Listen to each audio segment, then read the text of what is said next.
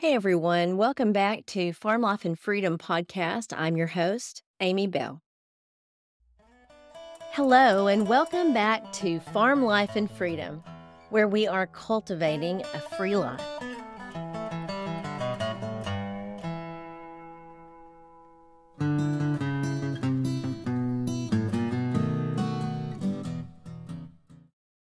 Today, our episode is going to be kind of a two-part deal. I'm going to be talking, as promised, about how to get going on your gardening once you've already got your plants in the ground. You raised them from seedlings, or maybe you bought some at the local nursery and you transplanted them into your garden. And now you want to make sure that you're off to a good start by continuing the right practices going forward. So we're going to talk about several of those. The second part of today's podcast is going to be more on the lines of parenting. And it's having to do with something that went on this past week. And I wanted to point out, I may step on some toes. And if I do, I'm not sorry. And I'll explain in just a bit. Okay, so we're going to go ahead and get started with the gardening issue. Okay, so you've raised your seedlings from seeds, or maybe you went to the nursery and purchased some. Well, what do you do now, right? You want to make sure that you're not only off to a great start, but getting a really smooth situation going for your planting and gardening season. So that's what we're going to talk about. I've got a few key points here that I want to go over. And I'm going to start with the planting and transplanting. I do have my notes here today. Make sure I don't get off track. But we're going to start with the very beginning. So you've already done your seedlings. They're ready to go. When you first transplant them, one of the first things that you want to do is the hardening off process. Now, some people don't really do this process, or maybe they do a really quick version of it. And depending on your climate, depending on where you're from, maybe depending on where you were housing your seedlings to begin with, you might not need as much as some other people in different parts of the country. If you are growing in a little bit colder climate, or maybe a climate that has more fluctuation from daytime to nighttime, this is something you're really going to want to pay close attention to. A lot of people lose plants when they plant them because they didn't harden them off. Now, what does hardening off mean? It's when you are easing your delicate little plants into the atmosphere, for lack of a better term, really. When you grow your seedlings indoors, when you get them started indoors, they're used to a climate-controlled environment, probably grow lights and that kind of thing. And you want to make sure that when they transition to the outdoors, they're ready to handle that. And one of the ways that you do that is by taking them out for a few hours at a time over the process of maybe a week or so. You put them out for a little while. First, you start them off maybe kind of in a shaded area, but feeling the temperature. You put them back inside. Then the next day, you take them back out and maybe get them into some sun. But watch them closely. You don't want them to wilt. You don't want them to burn. And you want to make sure that maybe they're blocked by, as far as for heavy winds. You want to make sure nothing's going to be out there to damage them as they are getting used to their new environment. I personally grow mine in a greenhouse. Now, I will say this, because of our greenhouse expansion this year, I had to start my seeds this year inside the house. They were taken over everywhere. They were in the house, in the she shed. They were just kind of a little bit of everywhere. And so that did put me in that category. When I moved them from my house to my greenhouse, I had to take extra special care because now my greenhouse is not climate controlled. What I will tend to do is leave my greenhouse open. So they are getting the airflow, they're getting the temperature from the outside. It's not quite such a big fluctuation. Now, they do get sun in my greenhouse all day long. They're not ever really in a shaded position when they're in the greenhouse. And I do have fans to blow on them and to kind of simulate wind. So when I transplant, unless it's the most delicate of plants, then I don't have to do as much in the hardening off process. Decide on it based on your climate, decide on it based on your plants. That's one of the things. The other thing in this beginning part is being sure that when you plant your seedlings, you plant them properly. Now, what I mean by that, you've heard me say before, do your research. Individual plants require different kinds of care. So when you're going to plant them, obviously you want to plant them in the right spot, right? You want to plant them into soil that's going to accept them readily. You make sure you do your testing for your pH, make sure you've got good organic matter in the beds with them. But you also want to make sure that they're in a spot where they've got, adequate sun for that particular kind of plant. So you want to make sure you do your research and know that where you're putting your plants is the right spot for them. And as far as like the depth, my tomato plants, I plant a lot deeper. I pull off the bottom leaves and I dig a deeper hole, and sometimes I'll lay them down sideways in the hole, make sure that a lot of that stem gets covered. I mean, they just have a little bit sticking up when they first start, just to make sure that they've got enough down there to give them a good, strong root system. And so different plants require different planting techniques. So you want to make sure that you've got all of that under control. Now, some plants, you'll want to plant specific things in with them. Now, I'm not talking about the companion planting from last week. And while that is really important, one of the things that you're going to want to think about is, are there other amendments that need to go in the hole with them? And I'm just going to give you this one example. Every year when I plant my tomatoes, I dig a much deeper hole, bigger hole than normal. And this is the way I do it. I layer. I dig the hole. I sprinkle some Epsom salts in the bottom of the hole. And then I put dirt over that, because while I want my tomatoes to get the benefit of the Epsom salts, I do not want them to touch the Epsom salts. So I don't want it to just lay directly against the roots. It could burn them. Okay, so then on top of that, I add bone meal and I add aspirin. And then I sprinkle a little bit of baking soda in there. And then I put my tomato in and put all the soil over it, tamp it in. And then, of course, after I'm done, I give it a good water. Now, that's my particular process for planting tomatoes. And everyone has different things that they do, little tips and tricks. That's just one of them. But that's to give you the example that each individual plant needs certain things. And so when you get them planted, you want to get them off to a good start by making sure they start out with the things that they need. Adding things like your compost or what have you, anything that particular plant needs, be sure and get it started that way. Okay, so now we're past that part. The plants are in the ground, and what's next, right? Okay, so I'm going to talk about a few things. For one, I'm going to talk about mulching. Mulching is very important, and there's a lot of different things that you can use to mulch, but it's absolutely an important thing to consider when you're getting your plants planted and getting everything off to a good start. Mulching does a couple of different things. For one, it obviously holds on to the moisture level. It doesn't allow the sun to bake it out quite so quickly, so you don't have to water as often. And there's not such a fluctuation in moisture levels for your plants, which is important, especially when they're first getting started. You don't want to throw them off into the sun and the wind and possible rain and whatever, and then they'll also have to go through the fluctuation of, wet and dry and wet and dry. So you just want to get them off to a good start, and mulch is one of those ways that you can accomplish that. And of course, then also there's the idea behind mulch as far as weed suppression goes. I mean, who wants to pick weeds? I know I don't. It's part of the process.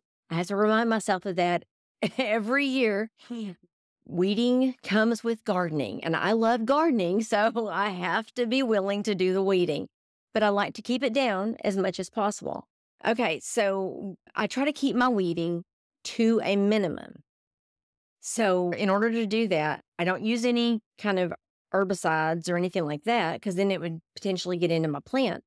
So I use things that can hide the sun from them, may just block nutrients or whatever, trying to keep them from growing. I'll give you a few examples. Wood chips, that's a normal mulch that a lot of people use. You have to be careful about which kind that you're using because a lot of them tend to leach the nitrogen out of the ground, and you don't want that. Straw is a good one. Now, this is not to be confused with hay. Hay is a no-no, okay? It's got the seed heads in it. You will grow hay right in your vegetable garden. Do not use hay, but use straw. Straw is the crispy part that's left over, like from wheat or rice or whatever. After they thresh it, straw is the part that it's like bedding for animals. And that's a good one to use. We use straw a lot in our mulching, and we also use it in our bedding. So that's a good product to keep on hand. Plastic mulch is one. Leaving a layer of like black plastic over an area like before you plant, that helps a lot. It will help to heat up the soil for one and get your soil warm and ready for your plants. It will also keep the weed heads from germinating.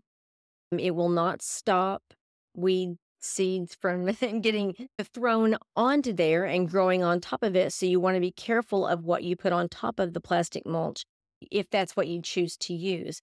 Leaves are really good, and then they decompose and add to the soil. That's terrific. Something else that does that is newspaper. It's a great way to go. Our local newspaper, we typically go and buy the old papers by the bundle, and they're really cheap, and you can layer them up and put over your soil and everything, like around your plants. But you're going to want to put something else over that because once it's dry, it'll blow away, and you don't want that. Adding straw or wood chips or something over the top of that is great. The newspaper really does help suppress the weeds. Cardboard does the same thing, and that's great, especially in walkways. I tend to build mine fairly small. We have, large beds, small walkways in a lot of our areas. That's just to be able to maximize the use space. And cardboard is a really great thing to put down in layers underneath the planting beds or in layers on your walkway. It will help suppress weeds. And, a lot of times you do a great job of mulching on the beds themselves, around the plants, but then you don't do anything to suppress the weeds in your walkways, and they just climb right on into your beds. So you want to watch that. Okay, so that's the mulching. It'll help you with water conservation, and it'll also help with the weed suppression. The next thing we're going to talk about is fertilizing. This is important. You might have really great soil. You might have, very nutritious soil, but when you plant throughout the season, your plants will be soaking up all those nutrients, and it will deplete what you have in the ground if you aren't taking care of adding back to it. There are lots of different ways to fertilize, and I was just going to kind of go through a few of them. You can go to the garden center or whatever, and you can find all different kinds of fertilizers, and they're not ever cheap. I mentioned before, I garden naturally. It's an easy way to garden. It really is. It's a less expensive way to garden and less stressful, I would say. However, if you decide to use something like Miracle Grow or whatever, just use it as the package recommends. And I guess it's a continual process. I think I've read those packages. They're, every 2 or 3 weeks or whatever, you'll want to keep up the process because your plants will deplete the nutrients that are there. However, there's some really great natural and organic options here. So I wanted to go over a few of those. Liquid seaweed is one. It provides so many nutrients. That's a great way to go. My favorite, I'll be honest with you, my favorite is fish emulsion. I use it on everything. You can buy it at the garden center or you can make your own. You got to have a strong stomach. I will say that, especially if you want to make your own. You've got to have strong stomach. But if you don't want to do that, you can buy it, and it comes in as just a plastic container, and it's a concentrate. So you mix it up in your water containers and go and pour it directly on the individual plants. It's not one that you stick on a water hose and spray everywhere. But the fish emulsion, the reason I like that, it's pretty broad. Everything tends to respond well to it. I haven't had anything so far that does not respond well to the fish emulsion as fertilizer, except for me. I do not like the smell. I made the mistake of over fertilizing inside my greenhouse a few years ago, and it was hard to walk in there, even for a few minutes for several days. Best to do that outside or in small amounts. That's just, tip of the day. Here's a few others. Bone meal. That is something that's terrific. I put it in with my tomatoes. It's something that's terrific to use on your garden beds. It adds phosphorus, and it's a great way to go for a natural amendment to your soil. It's a great way to fertilize. Blood meal is another one. It adds nitrogen, and if you put the bone meal and blood meal together, they're a great team in adding nutrients to your plants. And worm castings. If you have the ability, the space and everything to raise worms, jump on it, because there is just not a better product that you can make. I mean, right there with a source that is, it's constantly reproducing and adding more.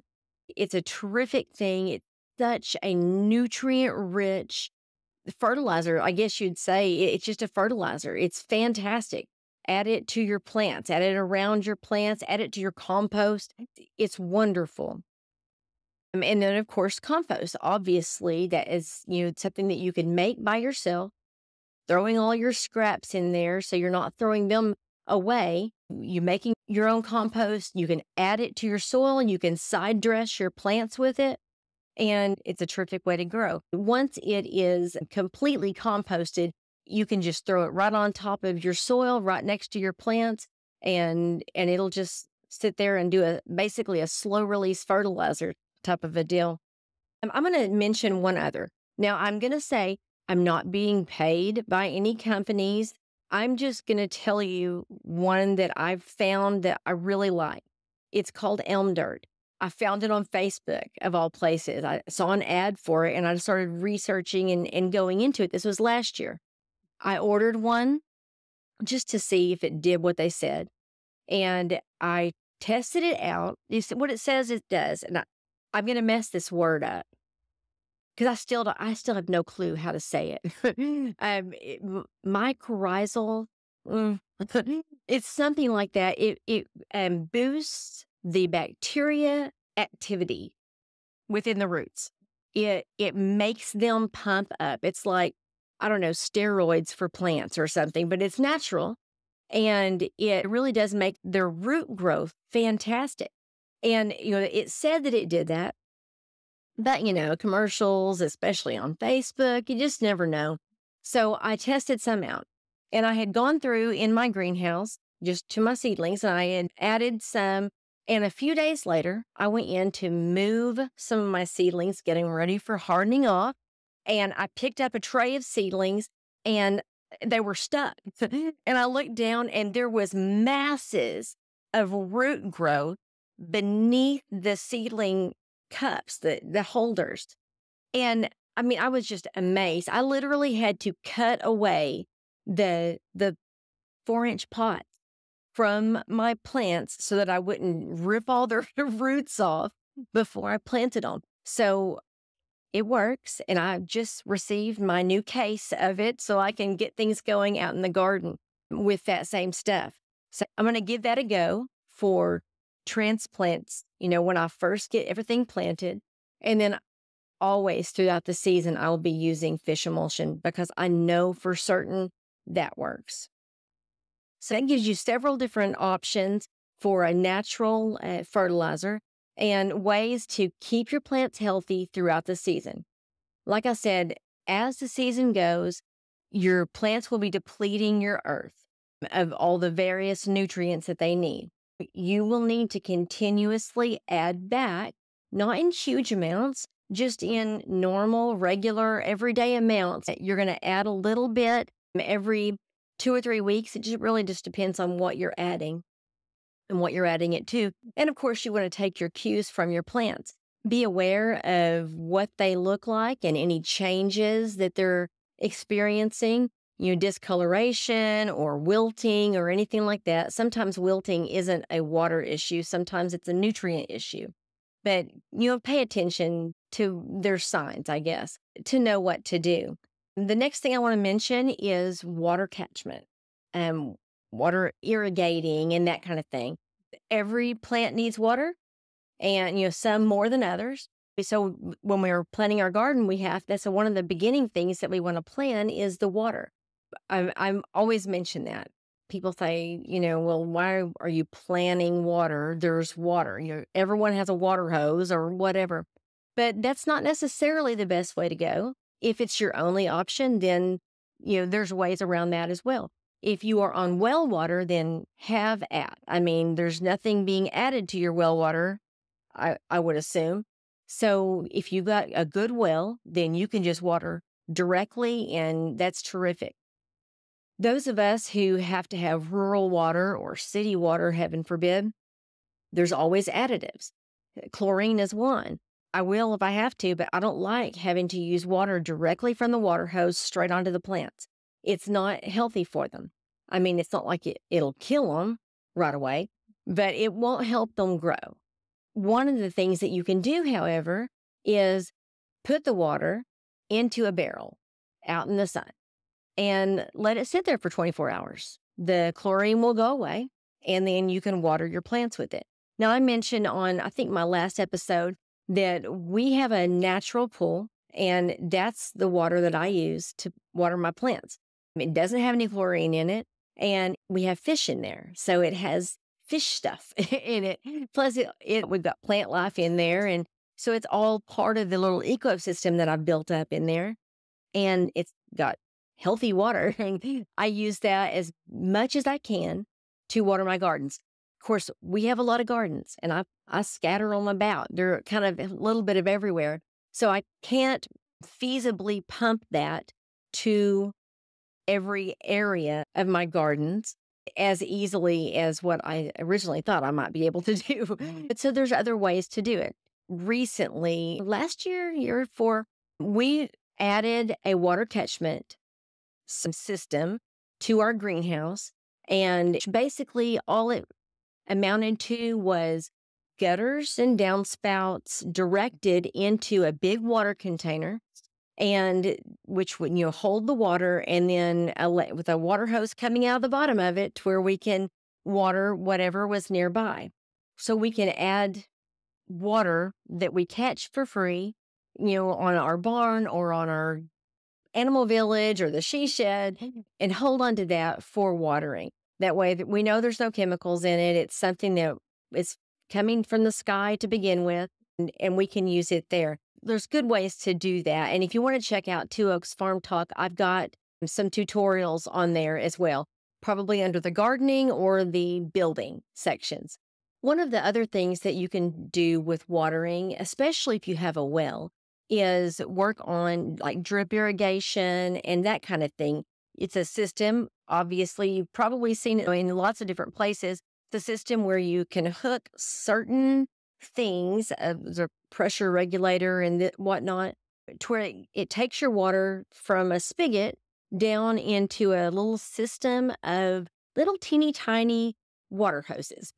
And they can go off into little attachments that spray water or drip water, or to where it sprays a small area or it drips to an individual plant. And that's really terrific, especially if your watering is spread out. It helps a lot being able to do that. I know if we have to hand water, and when I say hand water, I mean with a water hose. If we have to hand water all of our various garden areas, it's an all day process. And if I had to do that every single day, I would pull my hair out. That would be horrible. I would never get anything else done. So we actually do have, in some areas, we have drip irrigation lines set up so that I can go and turn this on and let it go while I'm over watering something else, just to make things a little bit less time consuming. And it does help to be able to direct the water specifically to the plants where I need them instead of spraying everything. But I will say this, if that's what you've got, then do that. Those overhead, the kind that grew up with, the overhead sprinklers that just kind of, do this. I don't have good luck with them. I tend to run through a couple of seasons in some areas because for whatever reason, but they will work just fine. And here's another little tip. People, when you start researching plants, and especially when you get into the weeds on it, they start talking about, oh, never ever water the leaves, only water the base. Sometimes that's not practical. And that doesn't seem natural to me because without us, plants are watered with rain, right? And rain comes from overhead and it gets on the leaves. And all these plants have survived all these years with rain. So I wouldn't get too intensely stressed over getting water on your plant's leaves because rain does that too. What I would look out for in those situations is airflow, because it doesn't matter if your leaves get wet as long as they dry back off, right? Well, if your plants are really squished up together, then there's not enough airflow to dry them off quickly. And then problems can happen, mildew and what have you. And it can cause disease. Well, for instance, on tomatoes, I prune them, and I prune them heavy to allow for airflow. That's a pretty important thing. And we'll talk about that later, probably in the next couple of episodes. I will be adding in pruning and trellising of tomatoes. Very important. But back to the watering. If all you've got is the overhead, run with it. Your plants need water regardless. Okay, something else on the watering. You want to water based on the type of plant it is.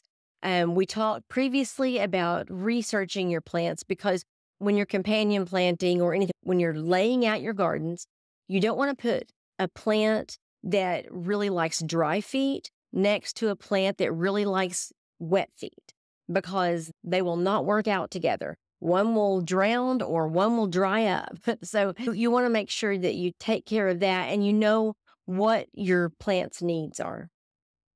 But also, when you are watering, you don't want to have to water every day.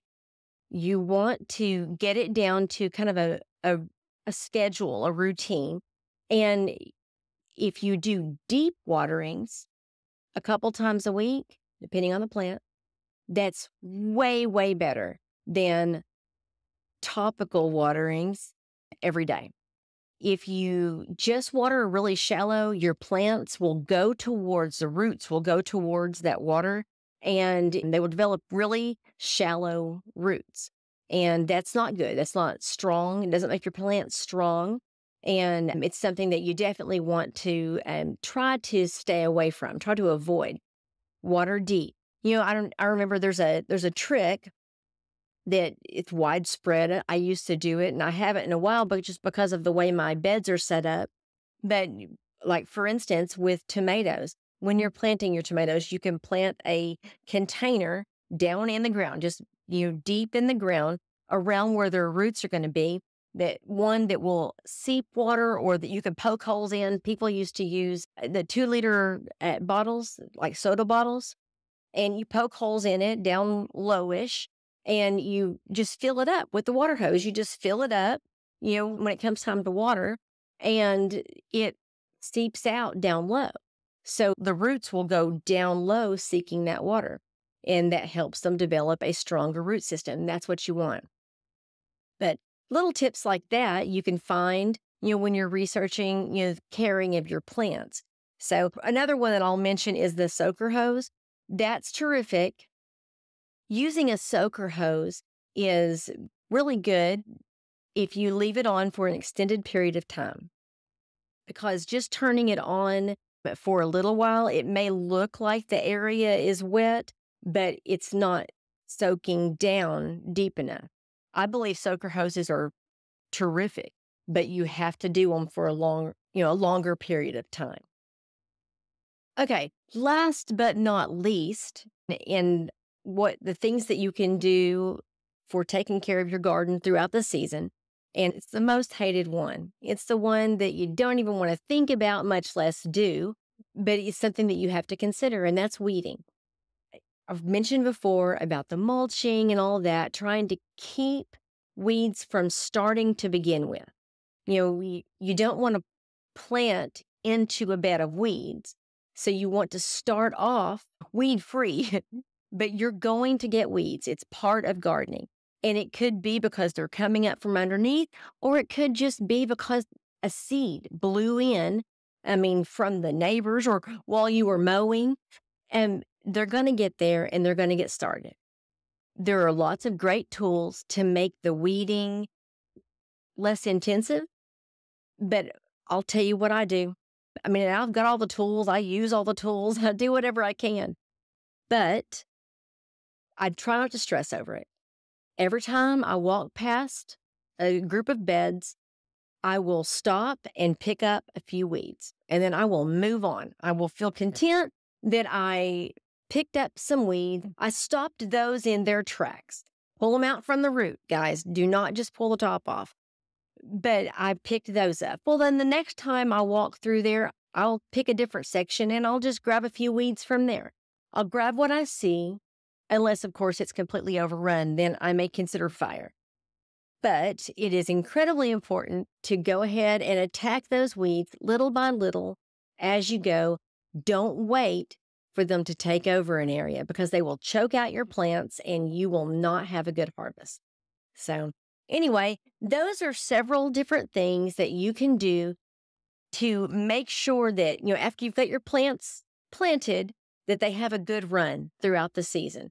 I hope you guys have a fantastic gardening season. I hope to hear about it too. I want to hear about the giant pumpkins and the zucchini that you've got coming out your ears. I want to hear all about it.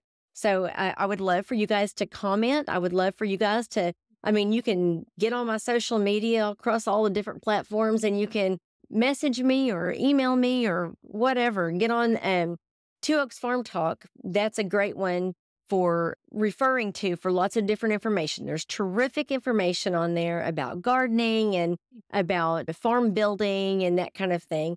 So good tips and techniques and stuff on there.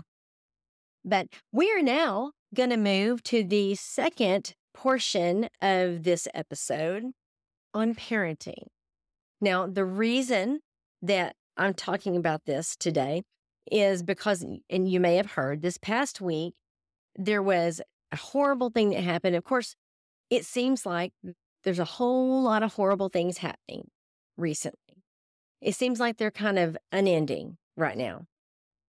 But one of the horrible things that happened this past week, we found out that 3 teens who were murdered down in Florida, they were murdered by 3 other teens. So we've got kids killing kids.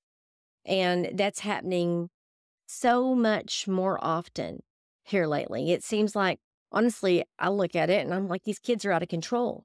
And in some areas, they definitely are. It's hard to believe that we're in the situation that we are currently in. When I was growing up, this wasn't the kind of thing that I mean, if you heard about something like this happening, it was rare. And in these days, it seems like it's constant. Kids are killing kids everywhere. And it's not an accidental shooting. It is an on purpose, I'm just going to kill you type of a deal. But the reason I'm bringing this up is because the sheriff down there, Sheriff Billy Woods, I was watching the news.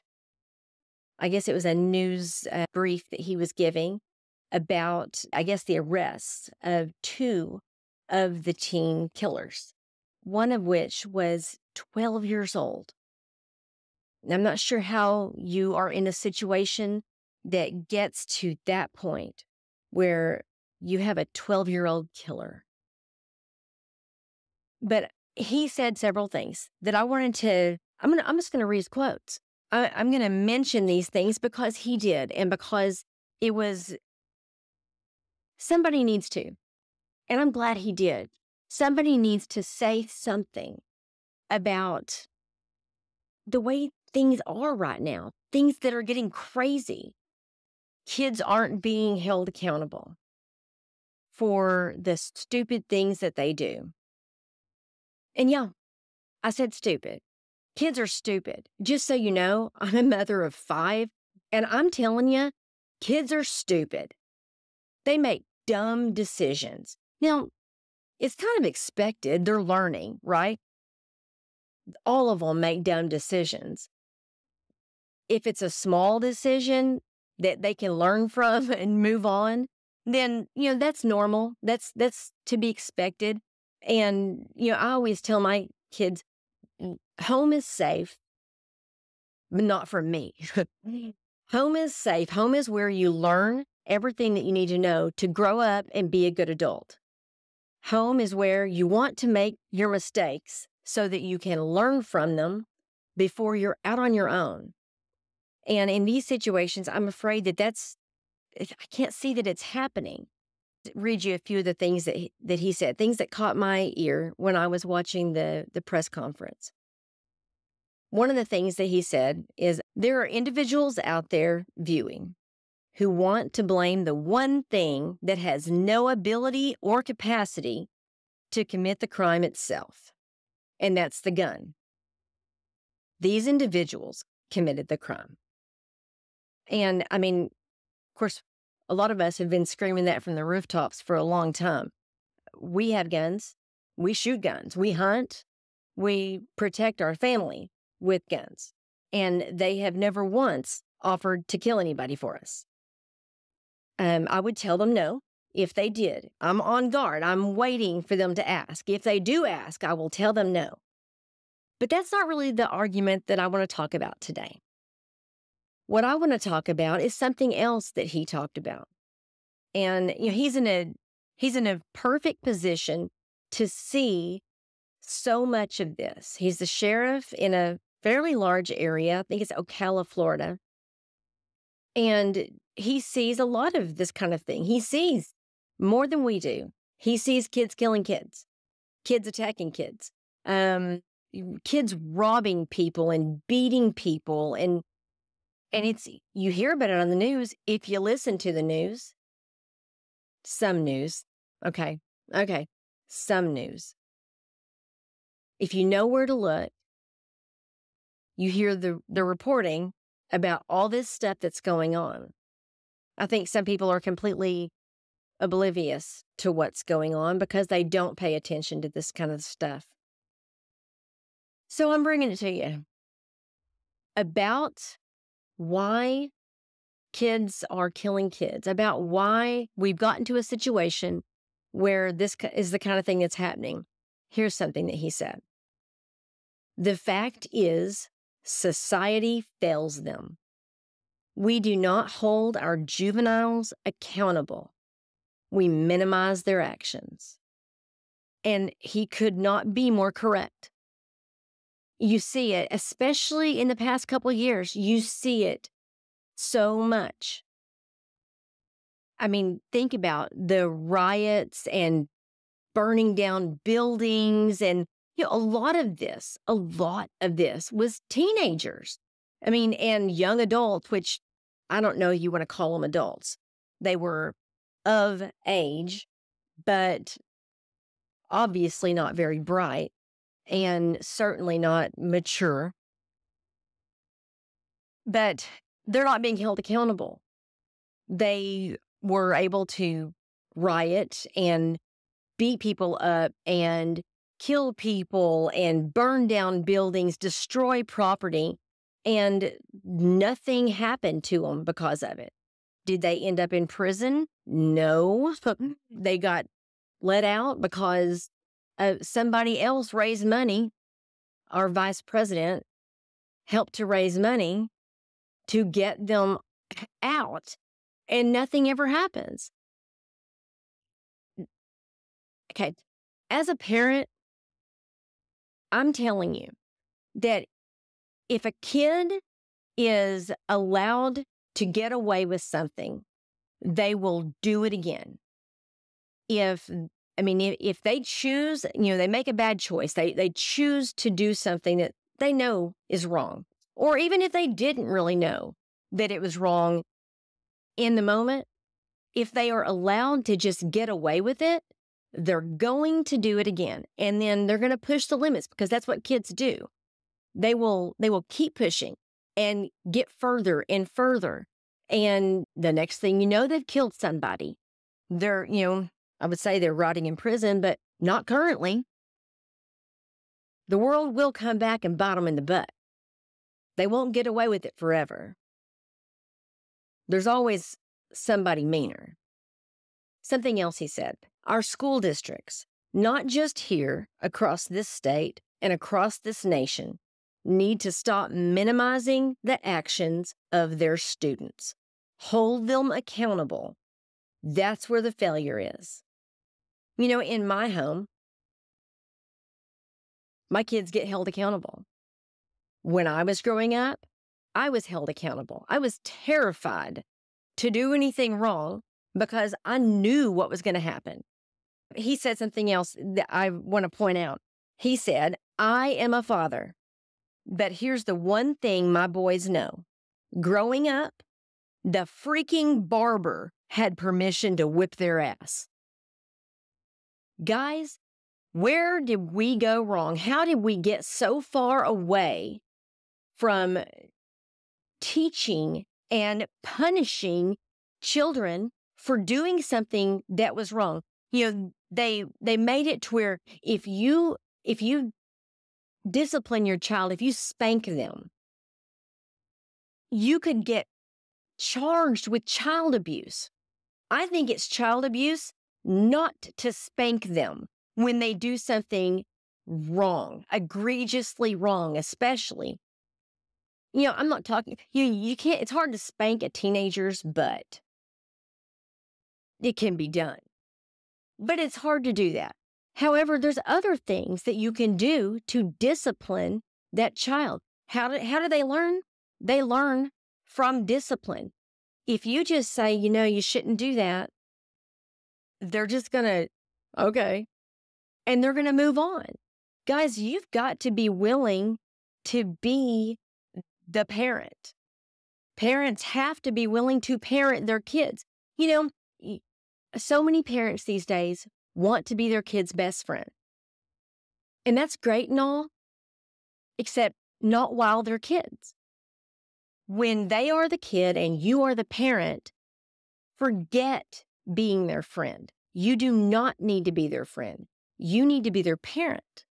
You need to be the one that they are scared of disappointing, scared of the wrath of what's going to happen if they get in trouble for doing something that they're not supposed to be doing. I'm great friends with my daughter now that she's an adult. But she thought I was the spawn of Satan. Actually, she was the spawn of Satan.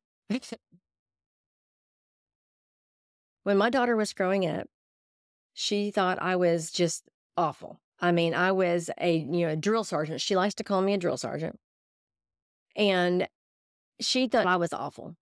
And I probably was to her because she did plenty to to get in trouble for. And when it's time for the mom to kick in, the mom had to kick in hardcore so that she would know, hey, you did the wrong thing. You have to fix this. You can't do this anymore. And if you do, then the hammer's coming down. That is so important in every kid's life. And let me say something else. Structure, kids need structure. Not just because it gives them the boundaries, it teaches them, hey, you can do this, but you better not cross this line, or else you're going to have problems. You're going to have consequences to deal with. It also teaches them love because you only go to these limits for people that you love. My daughter had, friends her age and from different kinds of households. And, us coming from a specific kind of household where mom rules the roost and there's lines that you don't cross. And my kids always knew exactly what would happen if they crossed those lines. Sometimes they were willing to chance it, not usually more than once, but they knew what the lines were. They knew what the punishment was. But they had friends who came from a really lax atmosphere. And at first that sounds really cool until you're up close and personal with it. And I remember my daughter telling me one time that, one of her friends, she was just allowed to do whatever she wanted to do. And she did some stuff and she was just allowed to, and there was no punishment. There was not really much of anything, no structure. And what I remember my daughter telling me is that it feels like they just don't care. They don't care what she does, her parents. And I believe that that's a normal feeling.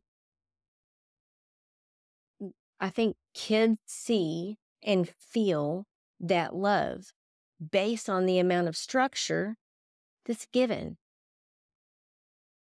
You don't go to those kind of lengths for people you don't love. If I didn't care what my kids did, if I didn't care about them, I would just be like, don't bother me. Go ahead, do what you want to do.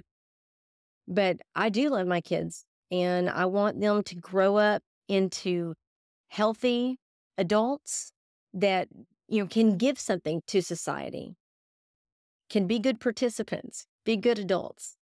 And that means learning these lessons at home. I've always told my kids that this is where you learn the lesson. I'm not raising children. They're already children. I'm raising adults, which means I have to teach them how to be an adult right here. Is that really a lot of fun for me? Not so much, really, not so much. But my goal is not to have fun right now. We have plenty of fun together within the rules. My goal is to make sure that they grow up into healthy adults. And that requires structure. That requires discipline. That requires me being up their butt about where they're going, who their friends are, what they're doing on their phone. Sometimes I have the phone. Sometimes they don't get that phone anymore. My kids are actually pretty good. I don't have to do a whole lot, but what I do is enough to keep them scared, maybe. As parents, we are the first line. We are where the structure should start. We are where the teaching should start. If we as parents don't teach our kids that, there's a right way and a wrong way, and if you do it the wrong way, there's going to be consequences, then once they're out in the real world, away from mom and dad, It's way more tempting to do it the wrong way. And eventually those consequences are going to snag them. As parents, we have to do the right thing by our kids, even if it's harder, even if it means that we don't get to be friends with our teenager. That's good. You don't need to be friends with your teenager. You need to be the parent of your teenager.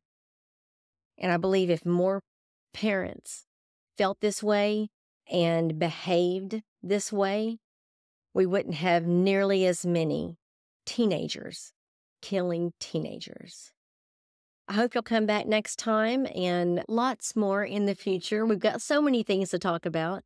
This week, we have done already so much and we've got so much more left to go. But I think we may talk a little bit about the potential for vertical gardening. We just got through building some cucumber tunnels, some big cucumber tunnels here at our place on Two Oaks Farmstead. And the ins and outs of vertical gardening, what it can do as far as benefiting you. And I think we may even touch on other gardening styles, gardening beds and what have you, like the Back to Eden garden. So be sure and join us back here. Meanwhile, you guys can check everything out at farmlifeandfreedom.com. Show notes are always there.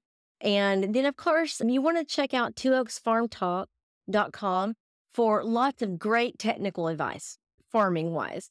It's got so much on there. If you'd like to learn a little bit more about the more sensitive side, more homey side of the farm life, the homesteading life, check out alifeonthefarm.com. And as always, check me out on the various social media, Facebook and Instagram and Twitter. We're kind of all over the place over there. Farm Life and Freedom or Two Oaks Farmstead. And let's connect.